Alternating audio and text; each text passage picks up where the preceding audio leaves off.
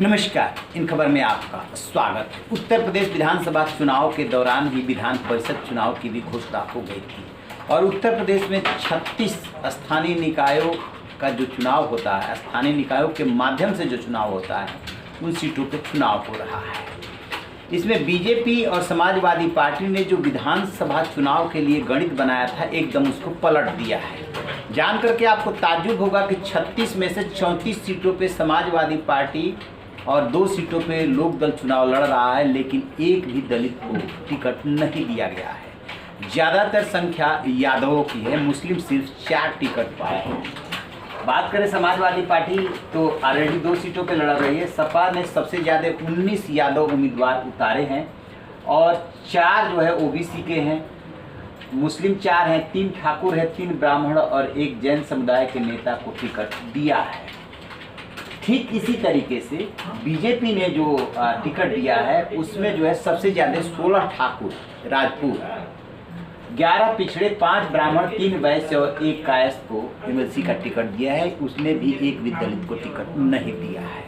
BJP ने मुरादाबाद, बिजनौर से सत्यपाल सैनी, रामपुर बरेली से कुंवर महाराज, बदायूं से वागीश पाठक, पीलीभीत शाहजहांपुर से सुधीर गुप्ता, हरदोई से अशोक अग्रवाल, खीरी से अनूप गुप्ता, सीतापुर से पवन सिंह चौहान, लखनऊ उन्नाव से रामचंद्र प्रधान, रायबरेली से दिनेश प्रताप सिंह, प्रतापगढ़ से हरि प्रताप सिंह, बाराबंकी से अंगद कुमार सिंह, बहराइच से प्रज्ञा त्रिपाठी, गोंडा से अवधेश सिंह मंजू, फैजाबाद से हरिओम पांडे, गोरखपुर महाराजगंज से सीपी चंद, देवरिया से प्रथमपाल सिंह, आजमगढ़ मऊ अरुण कुमार यादव, बलिया से रविशंकर सिंह पप्पू, गाजीपुर से चंचल सिंह, प्रयागराज से केपी श्रीवास्तव, बांदा हमीरपुर से जितेंद्र सिंह सेंगर, झांसी जालौन से रमा निरंजन, इटावा फर्रुखाबाद से प्रासुदत्त द्विवेदी, आगरा फिरोजाबाद से विजय शिवहरे, मथुरा एटा मैनपुरी से ओम प्रकाश सिंह, मथुरा एटा मैनपुरी आशीष यादव, अलीगढ़ ऋषिपाल सिंह, बुलंदशहर नरेंद्र भाटी, मेरठ गाजियाबाद धर्मेंद्र भारद्वाज और मुजफ्फरनगर सहारनपुर से वंदना मुदित वर्मा को उतारा है।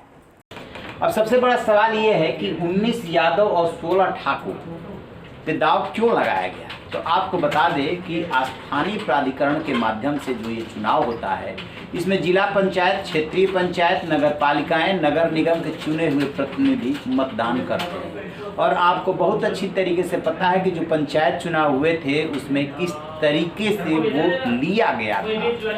इसीलिए इस चुनाव में जो समाजवादी पार्टी ने यादवों के ऊपर दांव लगाया है और बीजेपी ने ठाकुरों के ऊपर जो दांव लगाया है, उसके पीछे का मकसद वही है कि जो मजबूत है, जिसके पास संपन्नता है, वही इस चुनाव को निकाल सकता है। हालांकि इसको लेकर के विरोध भी हो रहा है। खास तौर से समाजवादी पार्टी ने जिस तरीके से सिर्फ 4 मुस्लिमों को टिकट दिया, उसको लेकर के पूर्व मंत्री आबिद रजा हैं, उन्होंने ऑब्जेक्शन किया है और कहा है कि 90% मुस्लिमों ने वोट दिया और टिकट मिला सिर्फ 10% को। तो अन्य विकल्पों पे भी विचार करना होगा, यानी समाजवादी पार्टी को छोड़ करके दूसरे विकल्पों की तरफ भी देखना होगा। सपा ने एमएलसी चुनाव के लिए लखनऊ उन्नाव सीट से सुनील सिंह साजन, बाराबंकी से राजेश कुमार यादव, इलाहाबाद से वासुदेव यादव, बहराइच से अमर यादव, वाराणसी से उमेश कुमार यादव, पीलीभीत शाहजहांपुर से अमित यादव, प्रतापगढ़ से विजय बहादुर यादव, आगरा फिरोजाबाद से दिलीप सिंह यादव, गोरखपुर महाराजगंज से रजनीश यादव, सीतापुर सीट से अरुणेश कुमार यादव, रायबरेली से वीरेंद्र शंकर सिंह यादव, मथुरा एटा मैनपुरी से राकेश यादव को उम्मीदवार बनाया है।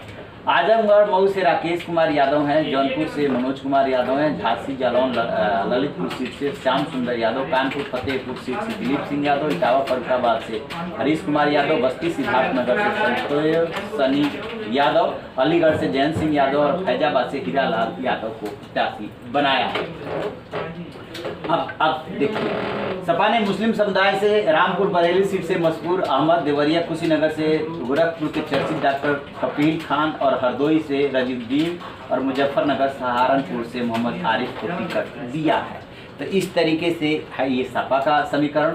और बीजेपी ने जो ठाकुरों को टिकट दिया 16 ठाकुर, उसके अलावा ओबीसी और महिलाओं का भी ध्यान रखा है, लेकिन सवाल उसको भी लेकर के यही उठ रहे हैं कि उसे राजपूतों को इतना टिकट क्यों दिया। ब्राह्मण सिर्फ 5 है, दलित 1 भी नहीं है, जो मैं आपसे समीकरण बता रहा था वही समीकरण काम कर रहा है कि जो मजबूत है, जो संपन्न है, जो चुनाव जीतने की क्षमता रखते हैं, उन्हीं को टिकट दिया गया है। और ये चुनाव भी बहुत दिलचस्प होने वाला है। नामांकन इसका शुरू हो चुका है, 24 तारीख तक प्रोसेस कंप्लीट कर लिया जाएगा, 9 अप्रैल को इसका चुनाव है। और एक भी चुनाव बीजेपी की जो रणनीति रहती है उसमें वो ढील नहीं देती है, पूरी मजबूती से चुनाव लड़ती है। क्योंकि समाजवादी पार्टी को भी पता चल गया है कि बीजेपी का मुकाबला समाजवादी पार्टी ही कर सकती है, वो लिहाजा वो भी उसी हिसाब से तैयारी कर रही है। और गायत्री प्रजापति के परिवार पे अखिलेश यादव खासे मेहरबान है। पिछले विधानसभा चुनाव में उन्होंने उनकी पत्नी को दिया था अमेठी से टिकट, जहाँ पे वो संजय सिंह को हरा करके चुनाव जीती, और इस चुनाव में एमएलसी उम्मीदवार बनाया है गायत्री प्रजापति की बहू को। तो ये है विधान परिषद का गणित, जिसपे कि समाजवादी पार्टी जोर दे रही है और बीजेपी उधर ठाकुरों को उतार करके मुकाबला करना चाहती है। यानी कि आप ज़्यादातर सीटों पे ठाकुर और यादव होंगे तो मुकाबला उन्हीं के बीच में होगा, एकदम ये क्लियर सी बात है। लेकिन दलितों को किसी ने नहीं पूछा है। तो आप रहिए बेखबर, देखते रहिए इन खबर। Thank you.